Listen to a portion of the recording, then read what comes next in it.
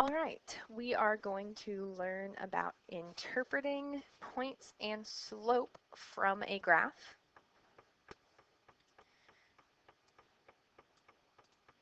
So your learning targets for this lesson are to interpret points on a graph, including the x and y intercepts, and to interpret slope on a graph. So in the context of the problem, we're still working with word problems. So you are draining the pool in your backyard before winter. It drains at a rate of 200 gallons per hour. Your pool has 1,000 gallons of water in it. The equation f of x equals 1,000 minus 200x represents this situation where x is the number of hours and f of x is the amount of water left in the pool. Go ahead and set up your graph. I will give you the scales for your graph, but try to label your axes. So label your x-axis and your y-axis from the problem. So pause this video now and try to label the axes on your own.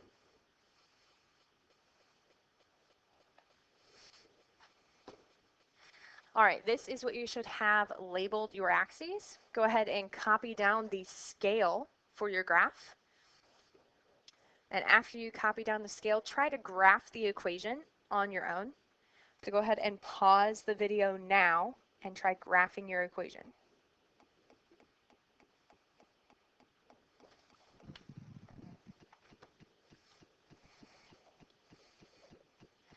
All right, this is what your line should look like.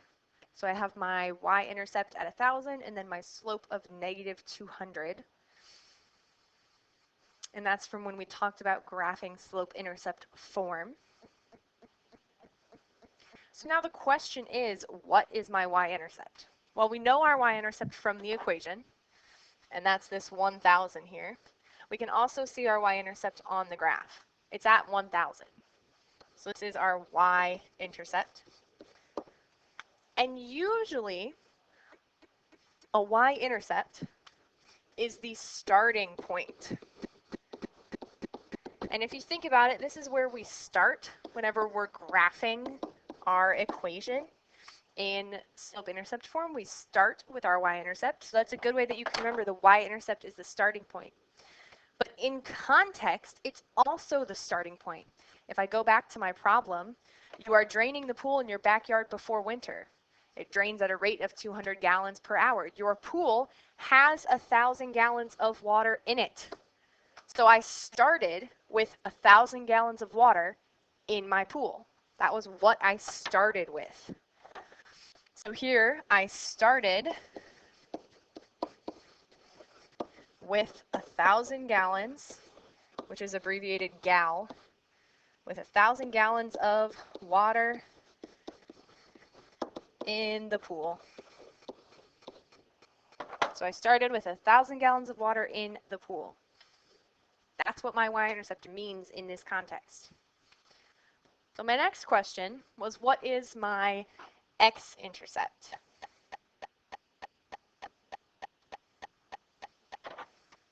And I can find this by looking at my graph.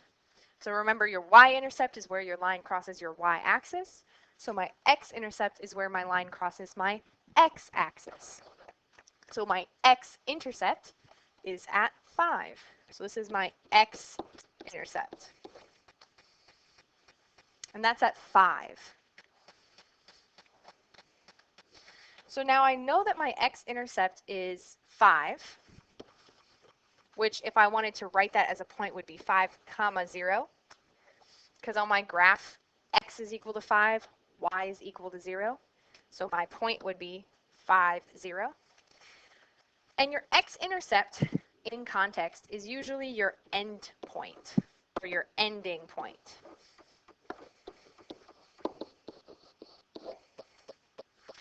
And let's try to figure out what this means in the context of our problem. So I have 5 is my x value, and x is our number of hours. So that means I know I have 5 hours. So something's going to happen with this 5 hours. And then I have 0 for my gallons of water in the pool. So it means I have 0 gal of water, 0 gallons of water.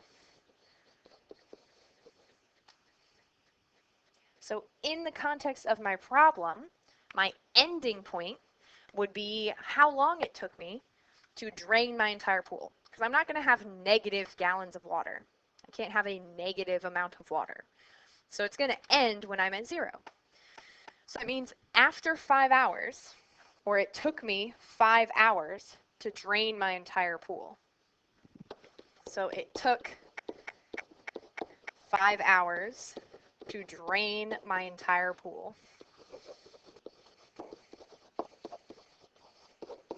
So all of the water is out of the pool after 5 hours.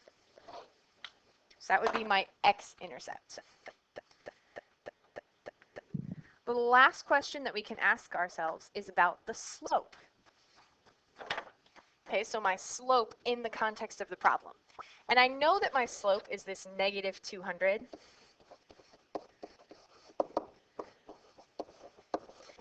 I can get that from my equation, and I used it when I was graphing. I can also put it as negative 200 over 1, because I'm going down 200 and over 1. And remember, you want to be careful with the scale on your graph, because it might look like maybe I'm going down 4 and over 4, but really I'm going down 200 and over 1, or to the right 1. And my slope, if I'm going down 200, really I'm going down 200 gallons of water. I'm looking at that, what we labeled the y-axis. I'm decreasing 200 gallons of water, and I'm increasing, so plus 1, I'm going to the right, plus 1 hour. So really my slope is minus 200 gallons of water over 1 hour. And instead of saying over, we say the word per. So really I could say my slope is decreasing, so a minus, negative sign, 200 gallons of water per 1 hour, or per every hour, per each hour. So when I'm describing my slope, I can interpret the slope by using the labels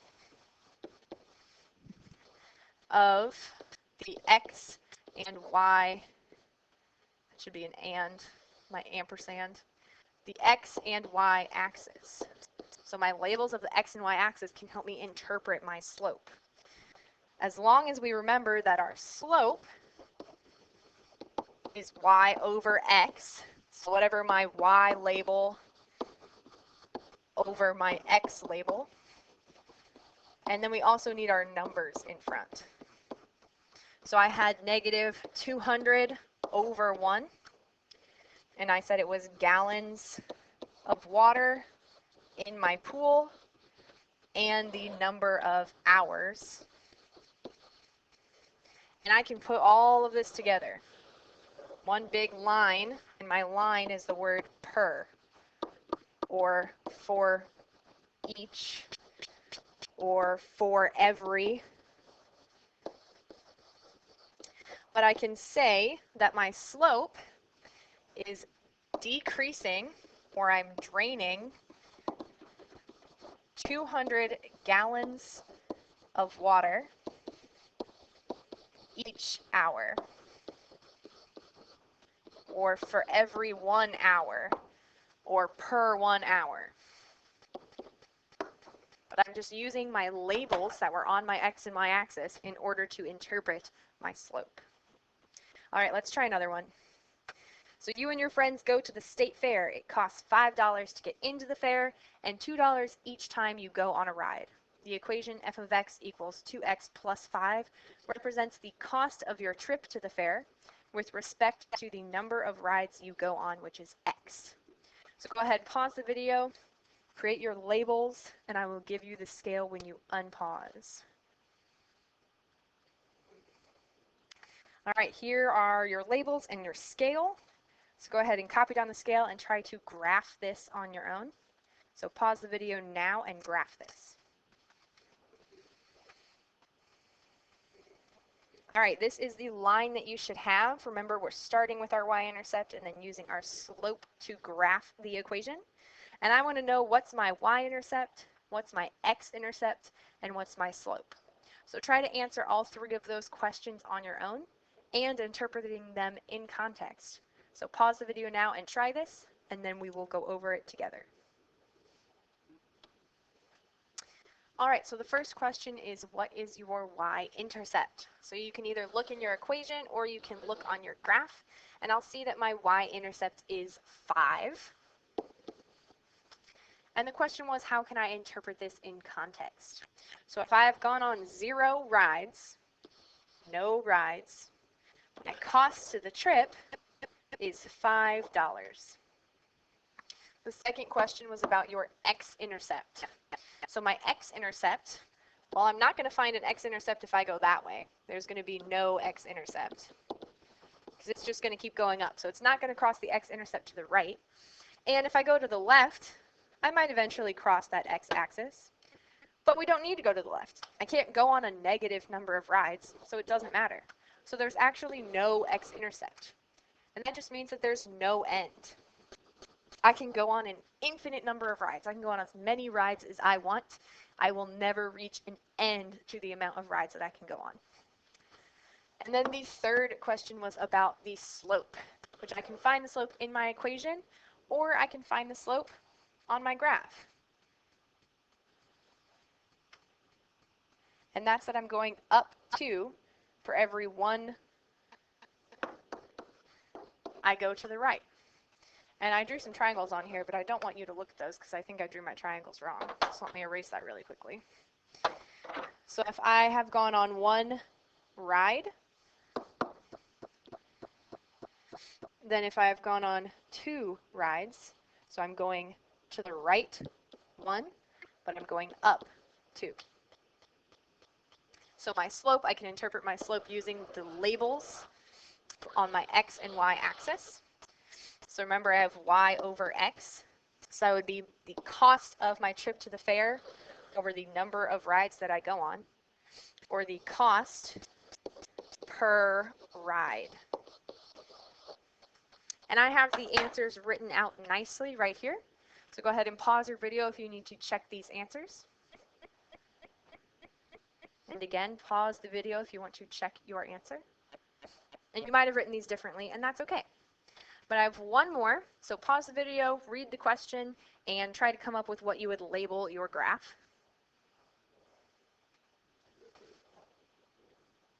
All right, here are your labels. Go ahead, pause the video, copy down the scale, and graph this on your own.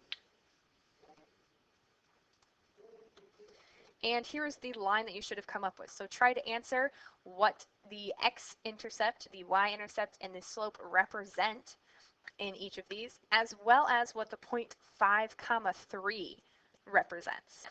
So pause the video and try those now. And I forgot to tell you that you're going to have to convert this. Hopefully you figured that out before you graphed it. Go ahead, pause the video if you didn't convert this, and try to find a C equals equation. All right, so you should have answered all of the questions that I asked you on earlier in the video. But let's talk about it. So if I'm looking for my y-intercept, I can look either in my equation or on my graph and see that it is 6. And that is 6 packages of cups. That's my unit for my y value. And I have 0 number of packages of plates. So it means if I buy no plates, I can buy 6 packages of cups. And it's the same idea when we talk about our x-intercept, which is 10. So that means I can buy 10 plates, 10 packages of plates, but only if I buy 0 packages of cups. So if I buy no cups, I can buy 10 packages of plates. And that's what I have written on this other screen. So go ahead and pause that if you need to check your work. But then I'm also looking at slope. So my slope was -3/5, which means for every 5 packages of plates I buy, remember y over x, for every 5 packages of plates I buy, I can buy 3 less packages of cups. So my number is going to decrease. Every 5 packages of plates that I buy, I won't have enough money to buy those 3 packages of cups. And I have that written out here for you, so go ahead and pause and read through that. And then my last question was, what does the point 5, 3 mean? So I can find my point on my graph. So I'm looking for the point 5, 3. Remember x, y. So 5, 3. 5 is my x value, or in this case we were using p. So my number of packages of plates is 5. And 3 is my y value. So my number of packages of cups was 3. So that point means that I can buy 5 packages of plates and 3 packages of cups for my $30.